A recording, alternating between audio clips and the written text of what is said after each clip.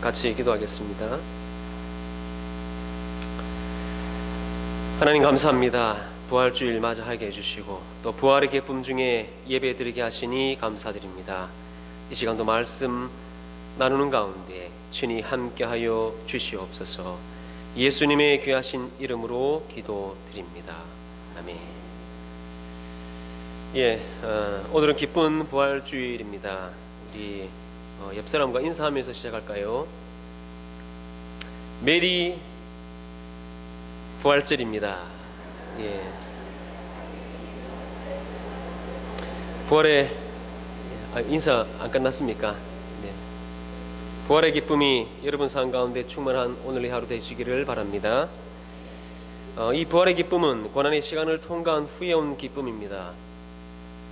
다시 살아난다는 부활은 죽음을 통해서만이 이루어지는 것이기 때문입니다. 죽음 없는 부활은 없습니다. 예수님의 부활은 십자가의 고통을 통과한 이후에 이루어진 것입니다. 만약 예수님의 부활이 없었다면 오늘날 기독교는 존재하지 않았을 것입니다. 예수님의 부활은 기독교의 핵심이고 기독교의 출발이고 기독교의 마침입니다. 죽은 자가 살아난다라는 가르침은 신화적인 모습으로 소수의 종교에서 전해 내려왔지만 죽은 자가 살아났다라고 전하고 가르치는 종교는 기독교가 유일무이하다고 할 수 있습니다. 오늘날 기독교는 죽은 자가 살아났다라는 이 굳건한 믿음 가운데 출발하고 세워졌다고 할 수 있습니다. 예수님은 죽은 자 가운데서 다시 살아나셨습니다. 할렐루야. 그 부활은 실제적인 부활이었고 예수의 제자들은 손으로 만지고 직접 경험한 부활이었습니다. 누가복음 24장 38절에서 39절을 보시면 예수께서 이르시되 어찌하여 두려워하며 어찌하여 마음에 의심이 일어나느냐. 내 손과 발을 보고 나인 줄 알라. 또 나를 만져보라. 영은 살과 뼈가 없으되 너희 보는 바와 같이 나는 있느니라. 이렇게 말씀하십니다.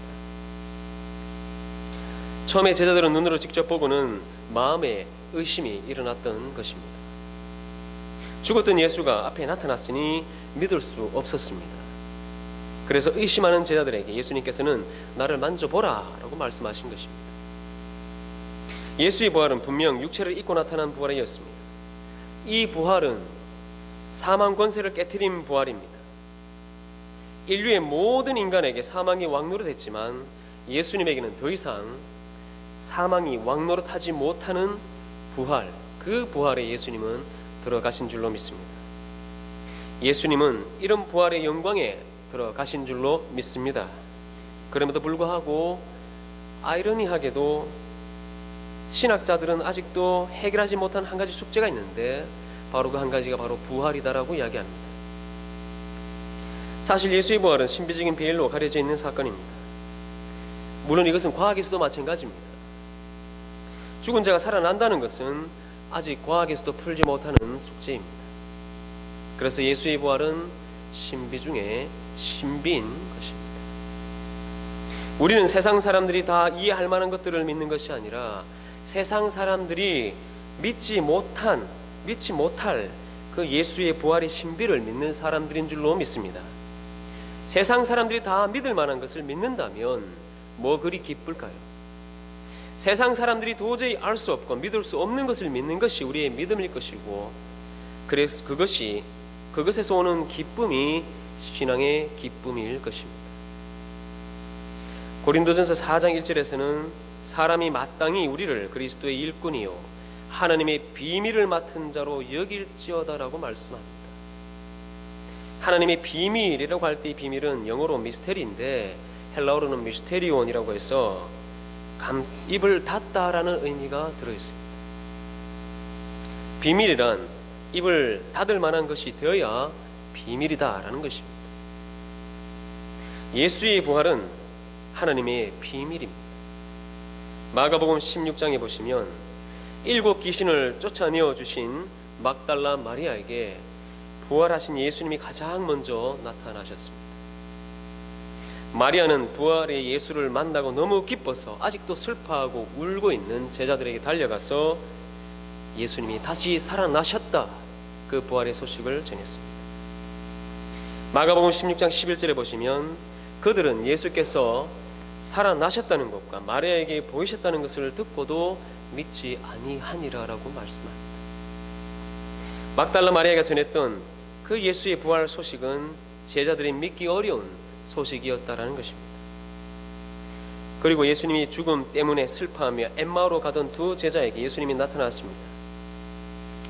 처음에는 예수님이신 줄 깨닫지 못하다가 말씀을 듣고 떡을 떼어주는 그 떡을 먹고 눈이 밝아져서 부활의 예수님인 줄 비로소 알게 되었습니다.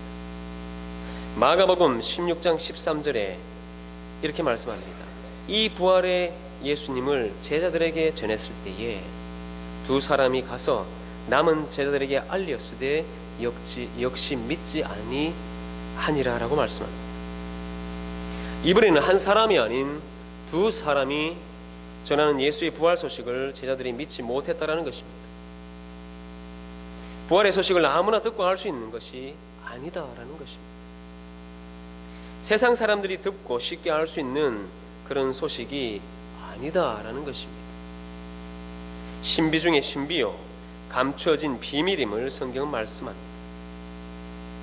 바울은 신비 중에 신비요 감추어진 부활의 진리를 깨닫고 예수님이 들어가신 그 부활의 영광에 들어가기를 원했던 자였습니다. 사도 바울은 다음과 같이 고백하고 있습니다. 오늘 읽었던 본문의 말씀 빌립보서 3장 10절과 12절을 보시면 내가 그리스도와 그 부활의 권능과 그 고난에 참여함을 알고자 하여 그의 죽으심을 본받아 어떻게 해서든지 죽은 자 가운데서 부활에 이르려 하노니 내가 이미 얻었다 함도 아니요 온전히 이뤘다 함도 아니라 오직 내가 그리스도께 잡힌 바 된 그것을 잡으려고 달려가노라라고 말씀합니다. 바울의 목적은 분명했습니다. 예수님이 들어가신 그 부활에 어떻게 해서든지 자신도 이르기를 원했다라는 것입니다.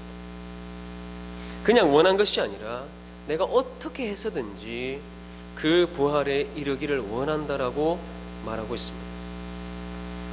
바울의 간절함이 묻어 있습니다. 우리에게도 이런 간절함이 있어야 될 줄로 믿습니다. 우리가 소망하는 것이 예수님이 들어가신 그 부활의 영광에 들어가는 것이 되어야 될 줄로 믿습니다. 빌립보서 4장 21절에서는 그는 만물을 자기에게 복종하게 하실 수 있는 자의 역사로 우리의 낮은 몸을 자기 영광의 몸의 형체와 같이 변하게 하시리라라고 말씀합니다. 우리의 낮은 몸이 예수님이 들어가신 부활의 영광의 형체와 같이 변하는 것이 우리가 간절히 소망하고 소망하는 것이 되어야 될 줄로 믿습니다. 그런데 그 부활의 영광에 들어가기 위해서는 관문이 있는데 그 관문이 무엇이냐 하니까 오늘 바울은 이렇게 말씀합니다. 그의 죽으심을 본받아 이렇게 말씀합니다. 도대체 우리는 예수님의 죽으심을 어떻게 본받아야 할까요? 여러분 삶을 살아다 보면 자존심 하나 내려놓기가 어려울 때가 많습니다. 저도 마찬가지입니다. 목사라서 더 그렇습니다. 우리가 삶을 살아다 보면 상처받을 때가 있습니다. 내가 좀 무시당한다 생각이 들면 기분이 나빠지기도 합니다. 감히 날 무시해? 이런 생각이 들 때가 있습니다. 물론 사람이니 어째 상처를 안 받을 수 있을까요? 그런데 가만히 생각해 보면 어린 아이들은 기분이 나빴다가도 금방 빵긋빵긋 웃으면서 돌아옵니다. 아이들은 한번 기분이 나쁘다고 해서 계속 기분 나빠하지 않습니다. 금방 돌아와서 웃고 다시 제자리를 찾습니다. 아마도 어린이들에게는 어른들보다 자존심이 강하지 않는 것처럼 보입니다. 그런데 어른들은 그렇지 않습니다. 어른이 되면 될수록 자존심이 더 강해져 가는 것 같습니다. 아내 되시는 분들이 하는 말이 남자들이 더 잘 삐진다고 합니다. 그 말을 다른 말로 하면 남자들이 자존심이 강하다, 더 강하다라는 말입니다. 남자들은 자존심을 다치면은 자기 목숨까지도 내놓는 것이 남자입니다. 그러니 남자의 자존심을 세워줄 수 있기를 바랍니다. 가만히 생각해 보아야 합니다. 그런데 그 자존심이라는 것이 도대체 무엇일까요? 그것이 나에게 도대체 무슨 유익을 줄까요? 예수께로 더 가까이 가기 위해 그 자존심이라는 것이 내게 어떤 유익을 주고 있나요? 예수께로 가까이 가기 위해 그 자존심이 막아서고 있는 것은 아닐까요? 여러분들에게 한번 질문해 보겠습니다. 예수님에게는 자존심이 있었을까요? 자존심 없는 사람도 있습니까? 만약 예수님께서 자존심이 있었다면 자기를 핍박하고 무시하는 자들을 감히 나를 무시해 천군 만마를 동원해서 천군 천사를 동원해서 그런 자들을 다 쓸어버렸을 것입니다. 예수님에게는 자존심이 없었습니다. 하나님 아버지 때문에 자존심을 내려놓은 것입니다. 예수님의 죽으심을 본받는다는 것은 우리의 자존심을 내려놓고 따르는 것인 줄로 믿습니다. 예수님의 죽으심을 본받는다는 것은 이런 것이 아닐까요? 내가 무시당하고 핍박받아도 참을 수 있는 것은 자존심을 내려놓을 때 가능한 것이 아니겠습니까? 예수 믿을수록 자존심 다 버릴 수 있기를 간절히 바랍니다. 바울은 이렇게 고백합니다. 13절과 14절 한번 같이 읽어보겠습니다. 우리 13절과 14절 같이 읽어보겠습니다. 시작. 형제들아, 나는 아직 내가 잡은 줄로 여기지 아니하고 오직 한 일, 즉 뒤에 있는 것은 잊어버리고 앞에 있는 것을 잡으려고 표대를 향하여 그리스도 예수 안에서 하나님이 위에서 부르신 부름의 상을 위하여 달려가노라. 아멘. 바울은 자신이 잡은 줄로 여기지 아니한다고 고백합니다. 신앙의 경주는 끝이 없는 것입니다. 읽지는 않았지만 15절의 말씀을 보시면 우리 온전히 이룬 자들은 이런 표현이 있습니다. 15절에 그러므로 누구든지 우리 온전히 이룬 자들은 이렇게 말합니다. 성경은 우리가 온전해져 가야 한다는 것을 말씀해 주고 있습니다. 다른 사람이 문제가 아니라 내가 온전해져 가고 있느냐, 그것이 중요한 것입니다.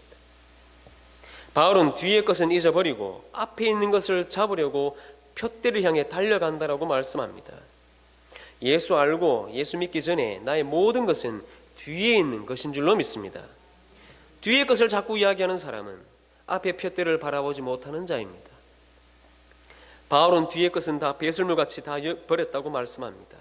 내가 어떤 집안에 태어났는지, 내가 공부를 얼마나 많이 했는지, 내가 어떻게 살아왔는지, 내가 어떻게 대단한 사람인지, 그런 것은 더 이상 중요하지 않다라는 것입니다.